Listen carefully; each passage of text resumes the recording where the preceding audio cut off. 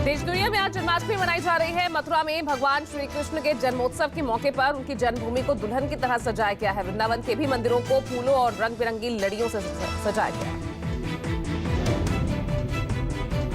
वृंदावन के प्रसिद्ध बांके बिहारी मंदिर में आज रात 12 बजे मुख्य पूजा होगी। मथुरा वृंदावन में जन्माष्टमी पर भक्तों का आना पिछले 2 दिनों से जारी है। कृष्ण जन्मोत्सव को लेकर देश भर में मंदिरों में भक्तों का जुटना शुरू हो चुका है। मुंबई के इस्कॉन मंदिर में हरे राम हरे कृष्ण की गूंज सुनाई दे रही है। यूपी में योगी सरकार ने जन्माष्टमी के मौके पर अनूठी पहल की शुरुआत की। राज्य में पहली बार आज जन्माष्टमी के मौके पर गौशालाओं में गौ पूजन का आयोजन होगा। जन्माष्टमी के मौके पर आज मुंबई और उसके आसपास दही हांडी की धूम होगी। कोरोना काल में 2 साल की रोक के बाद इस साल दही हांडी का फिर आयोजन हो रहा है। यूपी के सीएम योगी आदित्यनाथ जन्माष्टमी के मौके पर वृंदावन और मथुरा जाएंगे। मुख्यमंत्री तीर्थयात्रियों के लिए निःशुल्क शुरू किए जाने वाले अन्नपूर्णा भोजनालय का लोकार्पण करेंगे। महाराष्ट्र सरकार ने गोविंदा दही हांडी को साहसी खेल का दर्जा देने का ऐलान किया है। सीएम एकनाथ शिंदे ने प्रो गोविंदा लीग भी शुरू की जाएगी, इसका भी ऐलान किया। महाराष्ट्र की शिंदे सरकार दही हांडी में शिरकत करने वाले गोविंदाओं को सरकारी नौकरी में भी विशेष तवज्जो देगी। राज्य में दही हांडी को खो-खो की तरह खेल का दर्जा मिल गया है।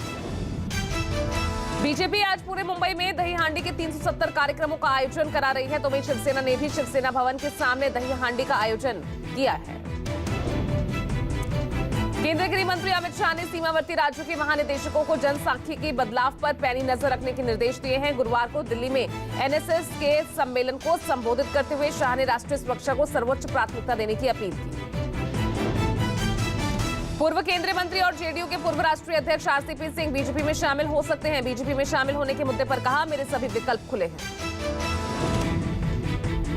समाजवादी पार्टी अध्यक्ष अखिलेश यादव ने विधानसभा चुनाव में हार के लिए चुनाव आयोग की बेईमानी को जिम्मेदार ठहराया। अखिलेश यादव ने कहा कि इसी चुनाव आयोग अगर ईमानदारी से काम करता तो नतीजे कुछ और होते।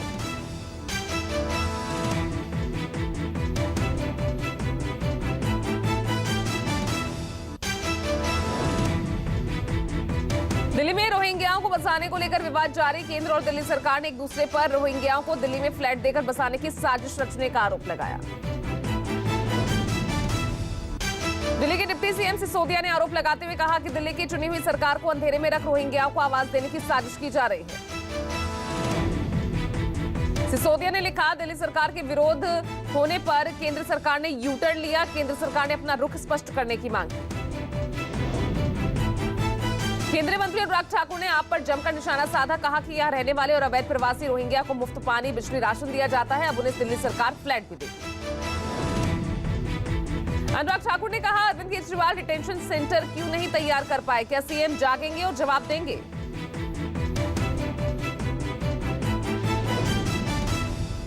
बिहार के कानून मंत्री कार्तिकेय कुमार की ताकत बढ़ा दी गई है। कार्तिकेय कुमार को शिवहर का जिला प्रभारी बनाया गया, जबकि लेसी सिंह को मधुबनी का जिला प्रभार दिया गया।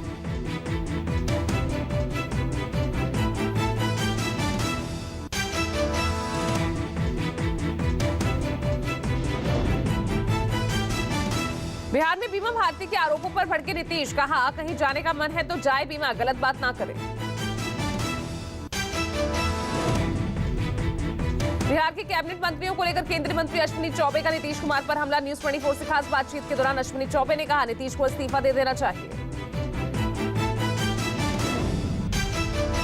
बीजेपी सांसद सुशील मोदी ने आरोप लगाया कि राज्य के शिक्षा मंत्री चंद्रशेखर सिंह पर आर्म्स एक्ट के तहत केस दर्ज है। मोदी ने कहा कि कारतूसों के शौकीन शिक्षा मंत्री बच्चों को क्या शिक्षा देंगे। बीजेपी के वरिष्ठ नेता और राष्ट्रीय महासचिव कैलाश विजयवर्गीय ने बिहार के मुख्यमंत्री नीतीश कुमार के खिलाफ अभद्र टिप्पणी की। नीतीश के दोबारा तेजस्वी से हाथ मिलाने पर विजयवर्गीय ने तंज कसा। कहा, विदेशी लड़कियां अक्सर अपना बॉयफ्रेंड बदल लेती हैं। महंगाई के खिलाफ 28 अगस्त को कांग्रेस की प्रस्तावित रैली टाल दी गई है। अब ये रैली 4 सितंबर को होगी। कांग्रेस ने कोरोना को देखते हुए ये फैसला लिया। रैली के जरिए केंद्र सरकार के असंवेदनशील रवैये को जनता के सामने उजागर किया जाएगा। बीजेपी संसदीय बोर्ड से गडकरी का नाम हटने पर एनसीपी का तंज। कहा, आलाकमान के लिए खतरा थे, इसलिए गडकरी का कद घटा दिया गया। यूपी के डिप्टी सीएम ब्रजेश पाठक ने दिल्ली से गाजियाबाद का सफर मेट्रो में किया। सीट नहीं मिलने पर डिप्टी सीएम खड़े रहे।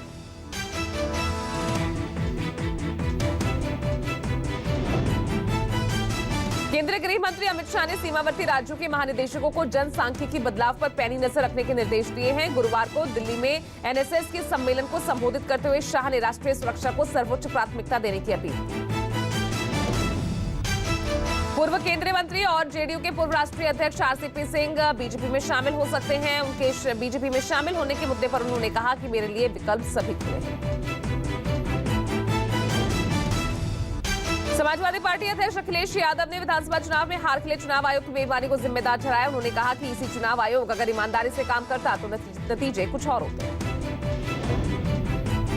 सुबह सपा अध्यक्ष ओम प्रकाश राजभर ने चुनाव आयोग पर अखिलेश के उठाए सवाल पर तंज कसा है। ओपी राजभर ने कहा कि अखिलेश को कबूल करना चाहिए कि टिकट बंटवारे में गड़बड़ी की वजह से वो चुनाव हारे। सपा अध्यक्ष अखिलेश यादव ने बिहार में नीतीश तेजस्वी के साथ आने को 2024 आम चुनाव के मद्देनजर सकारात्मक संकेत बताया।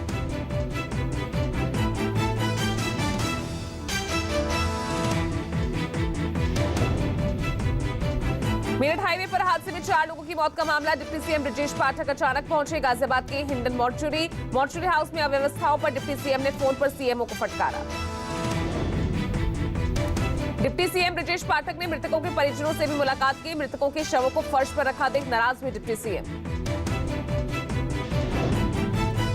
जम्मू कश्मीर में रह रहे बाहरी लोग भी डाल सकेंगे वोट। चुनाव आयोग का बड़ा ऐलान। बाहरी वोटर्स की वोटिंग का महबूबा मुफ्ती समेत कई नेताओं ने विरोध किया। चुनाव आयोग के मुताबिक अनुच्छेद 370 हटने के बाद दूसरे राज्यों में काम करने वाले और यहां रहने वाले लोग सर्विस वोटर के तौर पर वोटर लिस्ट में जुड़ सकते हैं। जम्मू कश्मीर में बाहरी राज्यों के लोगों को वोट देने के अधिकार पर अब सियासत तेज हो गई है। पीडीपी अध्यक्ष महबूबा मुफ्ती ने प्रेस कॉन्फ्रेंस की तो उमर अब्दुल्ला बोले बीजेपी स्थानीय वोटर से असुरक्षित है। बाहरी वोटर्स को लेकर महबूबा मुफ्ती ने सरकार पर सवाल खड़े किए। कहा जम्मू कश्मीर में लोकतंत्र खतरे में है। बीजेपी सिर्फ अपना हित देकर काम कर रही है। महबूबा मुफ्ती ने कहा बीजेपी चोर दरवाजे से वोटर्स को लाना चाहती है। जम्मू कश्मीर को राजनीतिक प्रयोगशाला बना रही है बीजेपी। महाराष्ट्र के रायगढ़ में बड़ी साजिश का खुलासा। हरिहरेश्वर समुद्र तट पर 2 संदिग्ध बोट से AK-47 राइफल और विस्फोटक बरामद हुए। पुलिस ने इलाके में हाई अलर्ट घोषित कर दिया है। साथ ही सर्च ऑपरेशन भी चलाया। आसपास के लोगों से पूछताछ कर पता लगाया जा रहा है। शुरुआती जांच में किसी आतंकी एंगल की बात सामने नहीं आई। 26 नवंबर 2008 को हुए मुंबई आतंकी हमले में नाव के जरिए ही पाक से आए आतंकी मुंबई में घुसे थे। रायगढ़ बोट मामले में डिप्टी सीएम फडणवीस बोले बोट ऑस्ट्रेलियन महिला की है। ये बोट यूरोप से मस्कट जा रही थी। पश्चिम बंगाल पुलिस के एसटीएफ ने आतंकी संगठन अलकायदा से जुड़े होने के आरोप में 2 लोगों को गिरफ्तार किया। इनकी पहचान अब्दुल रकीब सरकार और काजी एहसानुल्लाह उर्फ हसन के रूप में हुई है। आरोपियों के पास से कई संदेहास्पद कागजात जब्त किए गए। कुछ नक्शे और देश विरोधी क्रियाकलाप से जुड़े कागजात भी इनके पास से मिले हैं। राजस्थान के मेहंदीपुर बालाजी के एसबीआई ब्रांच से 11 करोड़ के सिक्कों की धोखाधड़ी के मामले में सीबीआई ने आज 25 जगहों पर रेड की। बंगाल शिक्षक घोटाले में पार्थ चटर्जी और अर्पिता मुखर्जी की न्यायिक हिरासत की अवधि 14 दिनों के लिए बढ़ा दी गई है। अर्पिता के घर से करोड़ों का कैश मिला था। शिवसेना सांसद संजय राउत की मुश्किलें बढ़ी। ईडी ने राउत के कई ठिकानों पर छापेमारी की। 2 महंगी गाड़ियों की खरीद को लेकर कई जानकारियां सामने आई। उमर अब्दुल्ला ने ट्वीट कर कहा क्या बीजेपी जम्मू कश्मीर के वास्तविक मतदाताओं के समर्थन को लेकर इतनी असुरक्षित है कि उसे सीटें जीतने के लिए अस्थायी मतदाताओं को आयात करने की जरूरत है। पीपल्स कॉन्फ्रेंस के अध्यक्ष सज्जाद गनी लोन ने इस कदम को खतरनाक करार दिया। सज्जाद ने कहा चुनाव आयोग का ये कदम विनाशकारी होगा। मध्य प्रदेश के जबलपुर आरटीओ संतोष पाल के आलिशान घर पर ईओडब्ल्यू का छापा। आरटीओ के जबलपुर के शताब्दीपुरम घर पर ईओडब्ल्यू की रेड हुई। अब तक की कार्रवाई में 6 आलिशान मकान, 1 फार्म हाउस, 2 महंगी कार और 2 बाइक मिली है। 16 लाख रुपए नकद, सोने चांदी के जेवर भी बरामद हुए। ड्रोन के जरिए हथियार तस्करी को लेकर एनआईए का जम्मू श्रीनगर समेत कई जगहों पर छापा। एनआईए की टीम की रेड को देखते हुए सुरक्षा बढ़ाई गई। जम्मू कश्मीर के टोंफ गांव में पुलिस मुठभेड़ में मारा गया लश्कर का कमांडर मोहम्मद अली हुसैन। एनकाउंटर में एक पुलिसकर्मी भी घायल हुआ। बताया जा रहा है कि लश्कर कमांडर मोहम्मद अली हुसैन को हथियार की बरामदगी के लिए मौके पर ले जाया जा रहा था और इस दौरान मोहम्मद अली हुसैन ने पुलिस पार्टी पर गोलीबारी की। यूपी के गाजीपुर में माफिया मुख्तार अंसारी पर ईडी का एक्शन। मुख्तार के करीबियों पर भी ईडी ने छापे मारे। मुख्तार के करीबियों के ठिकानों पर ईडी ने छापे मारे। गाजीपुर के कई जगहों पर ईडी की कई टीमें जांच में जुटी। जयपुर में मंदिर के पुजारी ने आत्मदाह कर लिया। बुरी तरह से झुलसे पुजारी की देर रात मौत हो गई। पुलिस ने इस मामले में 4 आरोपियों को गिरफ्तार किया। बताया जा रहा है कि मंदिर समिति के सदस्य और पुजारी के बीच विवाद चल रहा था। कई आरोप लगाकर पुजारी को लगातार परेशान किया जा रहा था। पुजारी की आत्महत्या की कोशिश से संत समाज में सरकार के प्रति भारी रोष है। संत समाज ने 3 दिन में कार्रवाई न करने पर आंदोलन की चेतावनी दी है। दिल्ली में फिर बढ़ा यमुना का जलस्तर। निचले इलाकों में बाढ़ जैसे हालात। लोगों को काफी परेशानी हो रही है। इनकी झोपड़ियों में पानी भरा। लोग अपने जरूरी सामान के साथ सड़क किनारे आ गए। ओडिशा के कटक के मुंडाली बैराज स्थित महानदी में भारी बारिश के चलते बाढ़ की स्थिति बनी। लोगों को काफी परेशानी का सामना करना पड़ा। ओडिशा में भारी बारिश से बाढ़ जैसे हालात। बाढ़ में फंसे कोरधा के एक गांव से 15 ग्रामीणों को बचाया गया। भिवंडी में बड़ा हादसा। राजीव गांधी उड़ान पुल के ऊपर से बाइक सवार 2 बाइक सीता फ्लाईओवर के ऊपर से नीचे जा गिरी। बताया जा रहा है कि पुल पर बाइकर्स बेहद तेजी से आ रहे थे और इस दौरान बाइक अनियंत्रित हो गई और पुल के नीचे बने पेट्रोल पंप पर जा गिरी। पहाड़ों पर हो रही मूसलाधार बारिश के चलते रणजीत सागर डैम की झील का जलस्तर बढ़ा। प्रशासन ने निचली बस्तियों के लोगों को ऊंचे स्थान पर जाने के लिए। पठानकोट के डिप्टी कमिश्नर ने रावी नदी के किनारों पर रह रहे लोगों के लिए एडवाइजरी जारी की। फ्लड गेट खोलकर रावी दरिया में पानी छोड़ा गया। ओडिशा में बाढ़ से 10 जिलों के 2 लाख लोग बेघर हुए हैं। धामनगर, भंडारी पोखरी, चांदबली, तिहरी प्रखंडों में बैतरणी, शालंदी नदी में बाढ़ आने से जनजीवन अस्त व्यस्त। बाढ़ का कहर झेल रहे ओडिशा के लिए राहत की खबर नहीं है। मौसम विभाग ने बारिश को लेकर अलर्ट जारी किया है।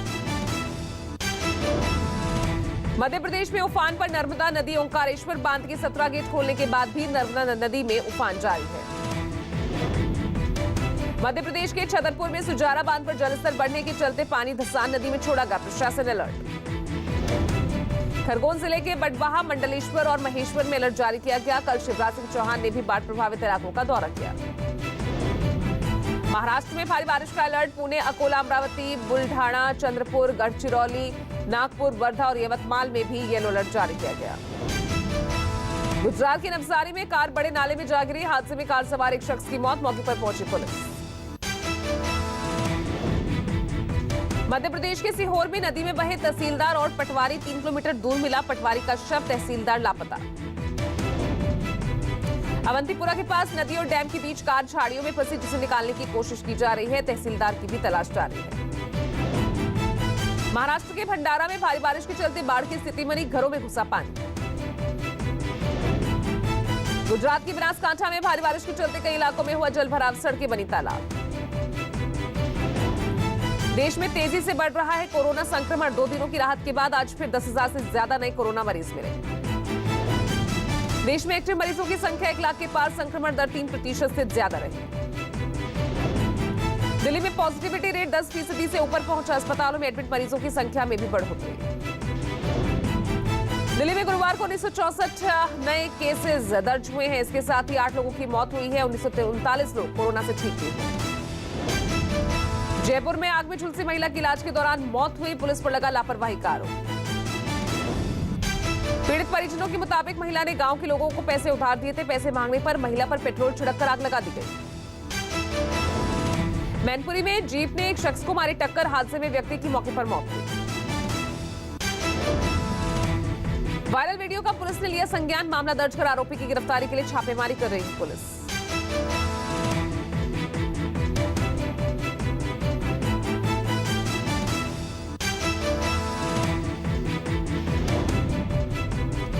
राष्ट्रीय सुरक्षा सलाहकार अजीत डोभाल 2 दिनों की रूस यात्रा पर। एनएसए डोभाल की आज रूसी राष्ट्रपति पुतिन से भी मुलाकात की संभावना है।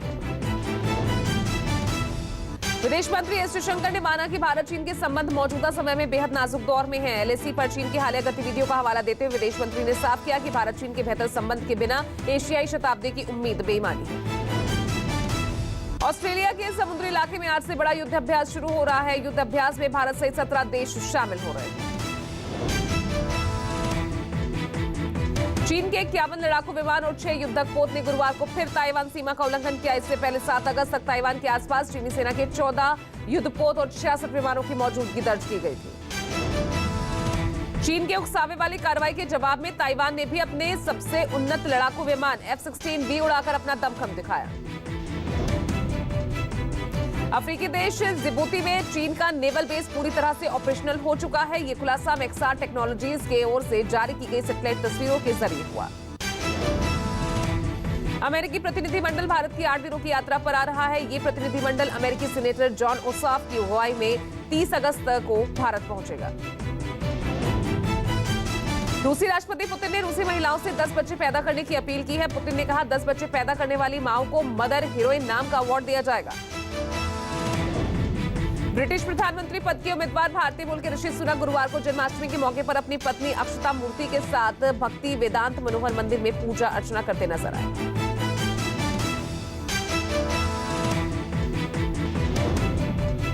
यूक्रेन के राष्ट्रपति जेलेंस्की ने रूस के साथ फिलहाल शांति समझौते से इनकार किया। जेलेंस्की ने कहा कि हमारी सरजमी से रूसी सेना की वापसी होने के बाद ही शांति संभव है।